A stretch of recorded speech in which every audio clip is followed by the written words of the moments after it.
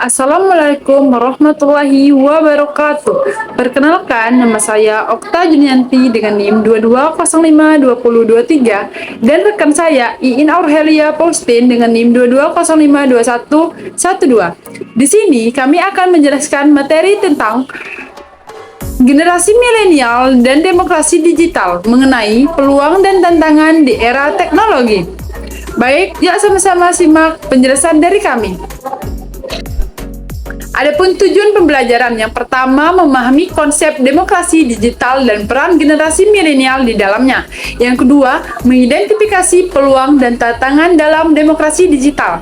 Yang ketiga, mendorong partisipasi aktif generasi milenial dalam membangun demokrasi digital yang inklusif dan berkelanjutan.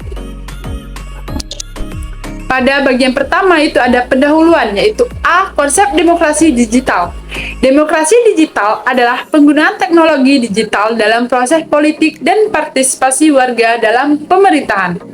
Generasi milenial yang tumbuh dalam era teknologi digital memainkan peran penting dalam demokrasi digital ini. Selanjutnya masuk ke bagian B, pengenalan. Selamat datang dalam pembelajaran tentang generasi milenial dan demokrasi digital mengenai peluang dan tantangan di era teknologi. Pada bagian ini, kita akan membahas bagaimana generasi milenial mempengaruhi dinamika politik melalui teknologi. Selanjutnya kita masuk ke bagian 2 mengenai peluang bagi generasi milenial. A. Contoh kasus. Contoh-contoh gerakan sosial atau kampanye politik seperti gerakan Mito atau kampanye politik pemilihan presiden adalah bukti bagaimana generasi milenial menggunakan teknologi untuk menciptakan perubahan dalam masyarakat. Selanjutnya kita masuk ke dalam bagian B, peran generasi milenial. Generasi milenial memiliki akses mudah ke internet dan media sosial, memungkinkan mereka untuk menyuarakan pendapat politik dan mobilisasi massa untuk tujuan tertentu. Mereka telah menjadi agen perubahan dalam politik modern. Baiklah, kita masuk ke bagian 3 tentang tantangan dalam demokrasi digital mengenai kesulitan dan solusi. Generasi milenial seringkali kesulitan dalam membedakan informasi yang benar dan hoax di media sosial.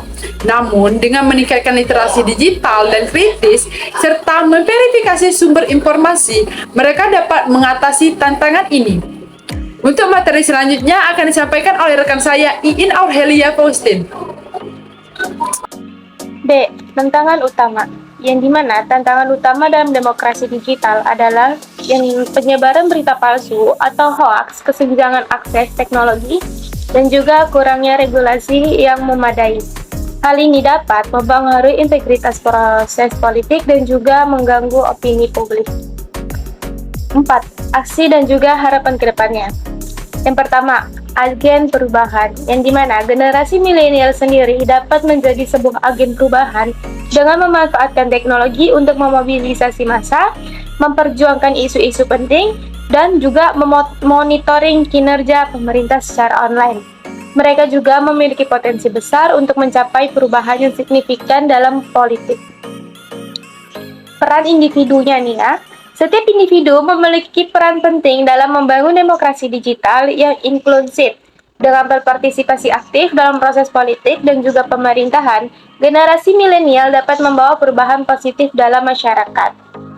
Nah, kita sudah memasuki kesimpulan.